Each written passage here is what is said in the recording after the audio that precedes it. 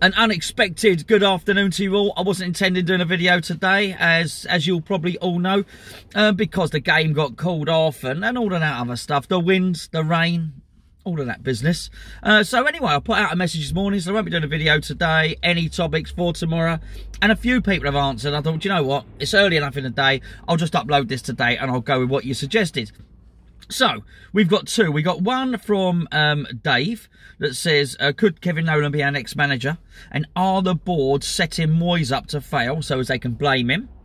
And we've got Joe Price who says, is an extra 2-week gap good? Okay. Still with both these things.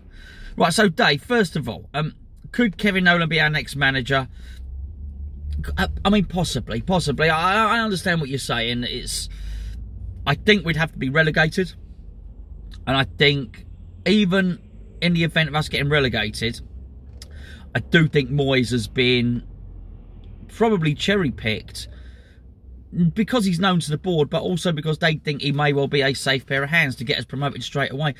But it's not absolutely been the case. I might have this wrong, but didn't he get Sunderland relegated and then they were still languishing when he was there in the Championship and they parted ways by mutual consent or something like that? So I'm not sure that he is particularly the guy to get us promoted anyway. So let's just go with that scenario. If we did get relegated and Moyes started the new campaign in the Championship poorly, is there a situation where Kevin Nolan could find himself as a manager of West Ham United? Yes, I think he probably could. I think it would probably be on a caretaker basis, because surely even then,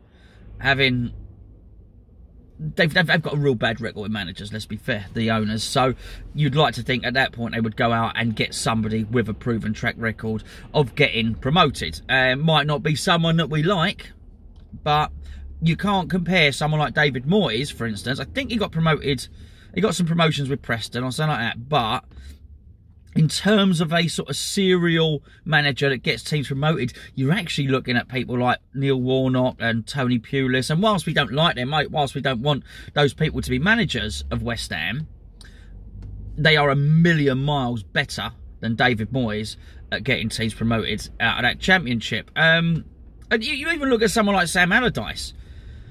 Sam Allardyce did it, and it was successful, but it was really close. Even in the playoff final, you know, it was very, very squeaky bum. We only got 3rd place in the Championship. So I'd like to think if it happened, then the owners, be them the current owners or someone who's is going to go out and get somebody that's made for the job. And that somebody certainly isn't David Moyes. But yes, I can see the situation where Nolan...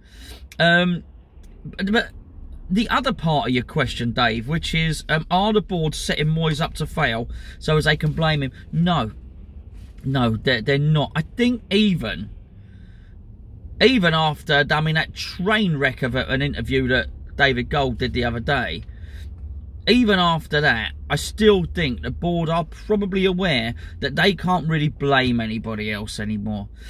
We are not, even they know that we are not so gullible that we're going to believe that if we go down, that we're going to accept David Moyes is to blame for it. We'll probably suggest that they have not made the right appointment. We'll suggest that he probably wasn't good enough the first time around and probably isn't good enough the second time around. But the blame will lay firmly and squarely at the feet of the owners. There's no way that they are... I was going to say use their friends in the media. They haven't got any friends in the media anymore. They've basically burnt those bridges. But there's no way they're going to use whatever context they've got to be able to spin it to the fans that the plight and the trouble we find ourselves in is anything other than their fault. It really is. It's bad decision making after bad decision making, time and time again. So yeah, so on that, I don't think they're setting him up to fail. I don't want him to fail. I mean, that's the other thing. I don't want him to fail. It's really important for the board that they stay in the Premier League, that West Ham stay in the Premier League. I think it's so easy to have this conspiracy theory that they're trying to undermine themselves and they can sell the club. They sell the club for far less in the Championship. Far less, all right? Sometimes conspiracy theories are just are just a little bit too complicated. The fact of the matter is, I'm sure of it, they want the club to remain in the Premier League. The disturbing thing is, what they've done is what they think will work to stay in the Premier League. They're just not very good at it. All this other stuff, all the conniving and all the rest of it, no, they honestly think David Moyes can keep us in the Premier League. They honestly think that moving to the Olympic Stadium, or sorry, should I say, honestly thought that moving to the Olympic Stadium was going to get us up near the Champions League. I do think they think it. They just got no concept of their own ability. The fact that they are completely incapable of delivering the things that they want to deliver at West Ham. I was going to say West Ham United, Birmingham City. It may well be. Don't rule out the prospect, Dave. Do not rule out the prospect that even if Gold and Sullivan sell up, particularly Sullivan, that he will go on to buy another football club. Do not rule that out. I think that is a very, very real possibility. So I don't think they're planning to fail. I just don't think they're any good, and they just don't know what to put in place to enable them to succeed, if that makes any sense at all. Joe Price is the extra 2-week gap good. Joe, can't be any worse, can it, mate? What we might well get is... See, I never understood with the Liverpool, rearranging the Liverpool fixture. Liverpool needed a favour from us. Liverpool needed a favour from the Premier League. You've all three of you have got to agree when a fixture gets rearranged. So they get to the World Club? Sounds nasty. Sounds like a disease of some description.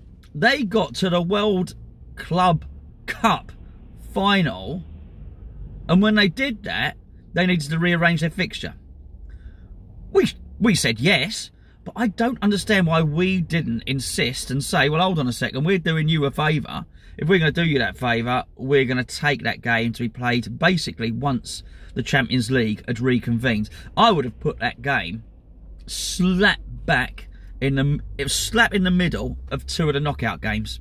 That's exactly what I would have done. Because I do think that once Liverpool have got the league wrapped up, they're going to take their eye off the ball. Not that ball. They're going to look at another ball.